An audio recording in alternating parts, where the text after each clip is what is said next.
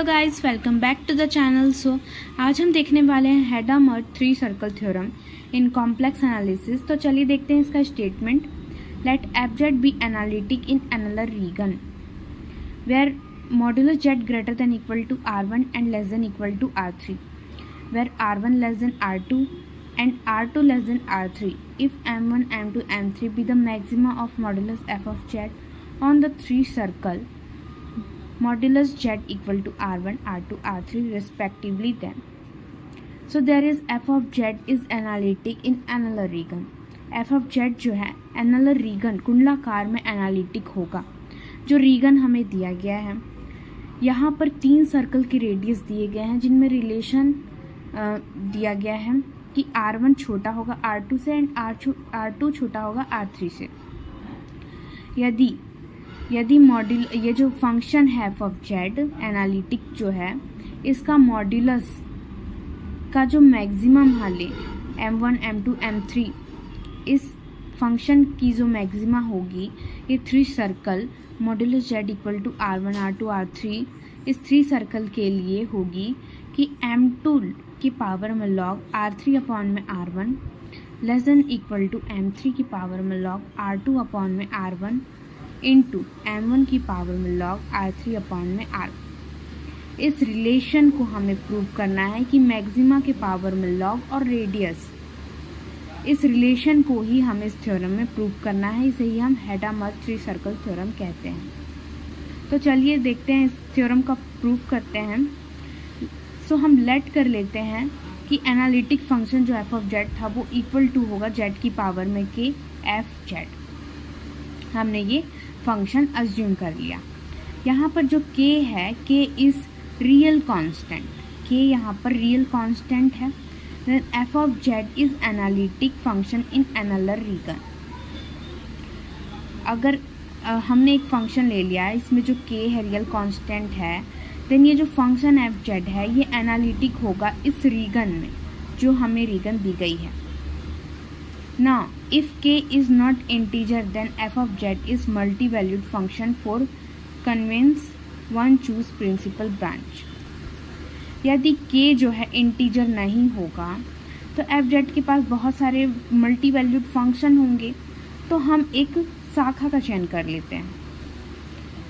इसके लिए हम एनालर जो हमने माना था उसको हम कट कर देंगे ऋणात्मक वास्तविक अक्ष की ओर से। For this we cut the annular along the negative real axis. Now we obtain a domain in which principal branch of this function f of z is analytic. So हम एक शाखा का चयन किए। उसके लिए हमने क्या किया कि हमने कुंडलाकार को ऋणात्मक वास्तविक अक्ष की ओर से काटा। हम इसे डायग्राम में देख लेते हैं। तो इसे ही हम एनालर कहते हैं, जिसे वास्तविक ऋणात्मक अक्ष की ओर से काटा गया है। यहाँ पर R1 रेडियस है एंड M1 इसकी मैक्सिमा एंड बाहर वाला जो इसका बाउंड्री है इसे हम R3 और मैक्सिमा M3 से डिनोट कर रहे हैं। So by the maximum modulus principle the maximum value of modulus f of z is attained on the boundary of the cut annular. So maximum modulus principle हमने पहले ही पढ़ा है। इस प्रिंसिपल के द्वारा जो फंक्शन एनालिटिक था, इसके मॉड्यूलस की जो मैक्सिमम वैल्यू होगी वो बाउंड्री पर, कट एनालर के बाउंड्री पर होगी। Now we consider a branch for this function which is analytic in the part of the analar for which 1 upon में 2 pi less than equal to argument z less than equal to 3 upon में 2 pi. Now we see that the principal value of f of z cannot attain on the maximum of the cut. Hence the maximum modulus f of z occurs on the boundary of the circle when region modulus z greater than equal to R1 and less than equal to R3. Now modulus f of z less than equal to maximum R1 की power में k M1, R3 की power में k M3, hence on circle R2। So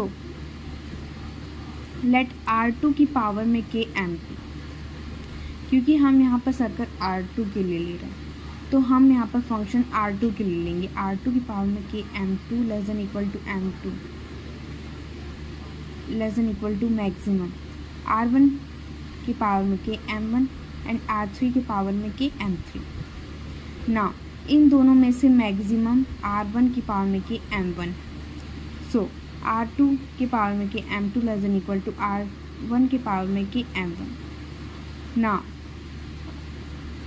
m2 equal to R1 की power में k upon में R2 की power में k into m1। सो इसे हम R2 अपॉन में R1 लिख देंगे, इसकी पावर में माइनस k आ जाएगा into m1।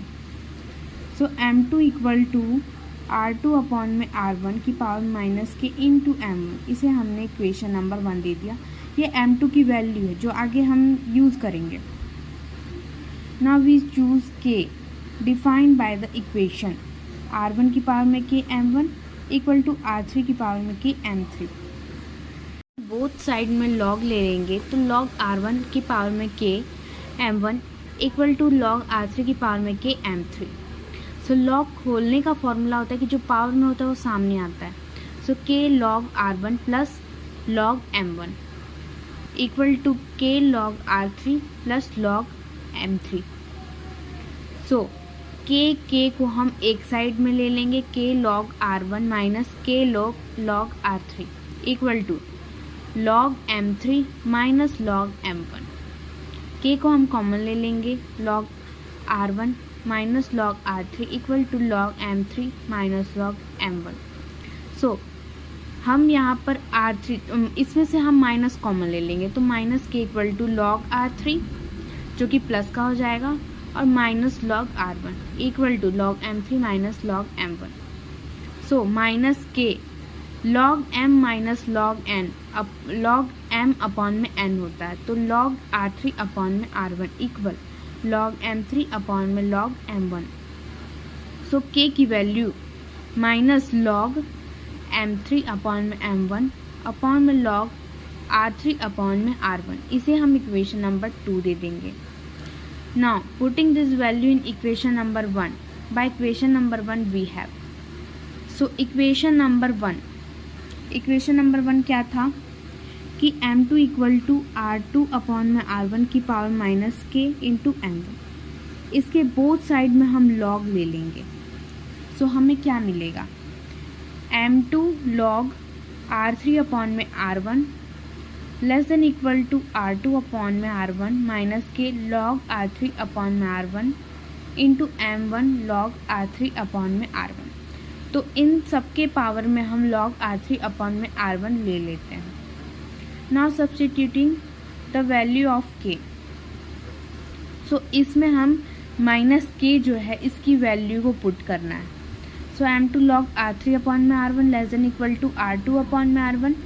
So minus k की वैल्यू क्या थी, minus minus cancel out, log m3 upon में m1 अपॉन में log R3 अपॉन में R1। सो log m3 अपॉन में m1 अपॉन में log R3 अपॉन में R1 into log R3 upon में R1, एंड ये तो ये वाला टर्म हो गया into m1 log R3 upon में R1। सो जब हम इसे सॉल्व करेंगे R2 अपॉन में R1, सो log m3 अपॉन में m1 अपॉन में log R3 अपॉन में R1 into log R3 upon में R1। सो दोनों इंटू में है तो ये कैंसिल आउट हो जाएंगे, हमारे पास बचेगा log m3 अपॉन में m1 इंटू m1 की पावर में log R3 अपॉन में R1। So now m3 upon में m1 की पावर में log R2 अपॉन में R1 into m1 log R3 upon में R1। सो ये फॉर्मूला होता है कि a की पावर में log b, इसे हम e की पावर में log a into log b लिख सकते हैं, और इसको लिख सकते हैं e की पावर में log b into log a, और इसे हम b की पावर में log a लिखते हैं। सो नाउ डायरेक्टली हम कह सकते हैं कि a की पावर में log b equal to b की पावर में log a हम लिख सकते हैं।